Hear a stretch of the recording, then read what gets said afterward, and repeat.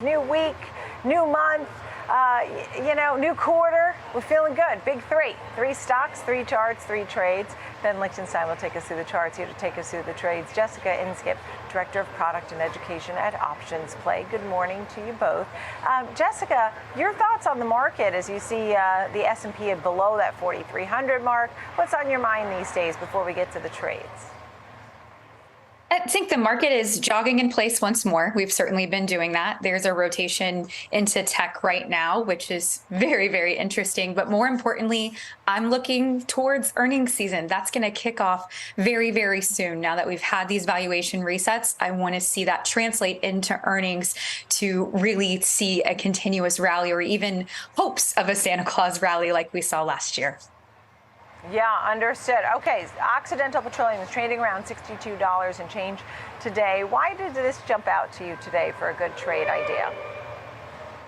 Yeah, so I was actually looking at the energy sector as a whole, and as oil is certainly surging, I wanted to find something that would be the beneficiary of the run up in oil prices. And Occidental certainly popped up on that list from that screen. They're going to be a beneficiary with that 90 plus oil prices. They have a record of buyback strategies, and that's important to consider when I'm looking at a security like this, because from a valuation perspective for their forward-year 2024 PE ratio, it's trading at 12.7 times next year's earnings, with expecting 5.1% revenue growth and about 36.2% earnings per share growth. So if they are going to anticipate any type of buyback of some sort, normally companies would do that because they feel valuations are perhaps at an attractive price. And I see that with the fundamentals that I see. In addition to that, analysts are forecasting that they're going to generate about $4.4 billion of free cash flow, which would help finance that buyback strategy, thus bringing the stock price up. Yeah, free cash flow buybacks always seems to be a good recipe. Ben, your thoughts on the chart? And welcome back. Good to see you, Ben. Thank you, Nicole. After some conviction, we saw middle of June into August. We've been mostly sideways. We saw a very well-defined trend on the left half of this chart where you can see conviction to the upside, but since then you can see we've been a bit more overlapping and rotational around the $65 level, which is significant. We're in a bit of a longer term trend to the upside, but let's begin first and foremost with that move up that I mentioned from 55 to again around 65 that we saw from the end of June into the beginning of August. And you can see how since then, let me show you, we've been a bit more sideways. Now we have this $65 level, which is key. It's the pivot right now. You've got a pretty well-defined upper extreme around 67, the highs that we saw last month, and you've got the lows from the summer again down around 60, 61. Let's take a step back here away from this intermediate look at price activity. Again, hourly candles going back to the middle of June, and you can see some of the conviction that we had seen in the beginning of the summer lost. Again, more sideways rotational, significance associated with the $65 level, but you can see how this trend to the upside that we're looking at here goes all the way back to the fall of 2020 when OXY was trading down around $8.50. You can see the big move up to 18 where we kind of consolidated for a bit, ran it up again in the beginning of 2021, sideways consolidation around 26. As you just look at some of these areas that were formed on the way up, you can see why there's a bit of a bullish narrative associated with this longer term trend. And then I just want to show you where we are relative to the 50, the 200-day moving average, because the recent selling that we've seen has Oxy below the 50-day moving average, still holding above the 200 right now, but this is a stock that's basically scratch on the year. And again, you can see this consolidation pattern that we've been in. So 65 is a key level right now. Again, just below that as we speak, but still in this longer term trend to the upside. Okay, so I'm sure Jessica's watching that 65 level as well. Jessica? Absolutely. I think it's suited to play out for the rest of the year, longer term. Don't forget it has a dividend as well. But looking at the surge in oil prices, if that investment thesis plays out, look at Oxy. Right. All right. Then we turn over to the Magnificent Seven. Most of those names are down about 10% off those highs. And we have Microsoft at 318 today. Jessica, what is it about Microsoft that you like?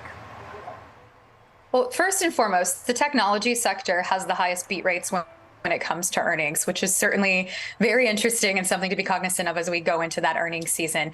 Now, Microsoft did release that new Copilot, which is I'm very much an Apple and Mac user. However, the just integration of OpenAI and the ChatGPT models into that new computer is very interesting and appealing. And it's amazing to me how AI is just continuing to transform how it increases productivity. But back to Microsoft specifically, I'm looking for B2B models and B2C models when it comes to AI. And so one of the benefits of the B2B side is that benefit of cloud AI demand. As we're moving over to firms wanting to see where they can make their own language models, there's a massive AI surge, but those advancements require infrastructure, and Microsoft is a solution to that because of the cloud AI demand to overcome some of those hurdles. In addition to that, there's the direct to consumer with the ChatGPT models and now this new integration of Copilot. Maybe we'll see Clippy come back as a form of ChatGPT, we'll see. But as far as the average price target, I think that's important to note, of analysts is about 391.14. That's still about 24% upside that they're leaving for the average price target. In addition to that, their earnings is coming up October 23rd. So hoping to play a catch on that increased implied volatility that I expect to see. Very good point. We're going to watch for those earnings without a doubt. We're getting into earnings season. Ben, your thoughts on Microsoft today? Coming under pressure recently off the September highs, but trying to bottom out here right now, and at this 320 level, it's key. This is exactly what the bulls want to see. Further strength through this level opens up a door for a retest of 335 and then gains, which we'll talk about if we get above that level when we get into the daily time frame. But first and foremost, diving into the 15-minute candle chart, a very granular look at price activity. You can see almost the opposite of what we just looked at in terms of OXY.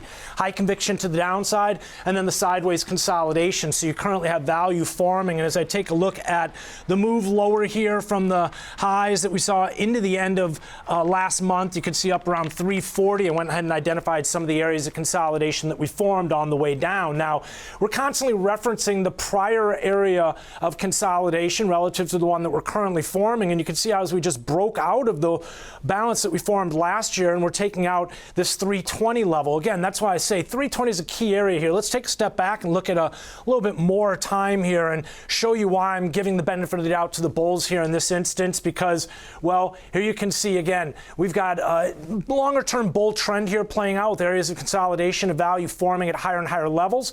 We've got a bit of a double bottom that formed here again with that recent low that we looked at, the move off the September lows here around this 312 level, and how that did take out the August low but followed through was somewhat limited. We could catapult off this lower level, 335 being the key area, and then if we open up a door through 335, we could retest 370. Let's take a look at where we are relative to the 50 to 200-day moving average, because much like OXY, I wanted to show you where we are relative to these moving averages. You can see a similar pattern below the 50, above the 200, that longer dated.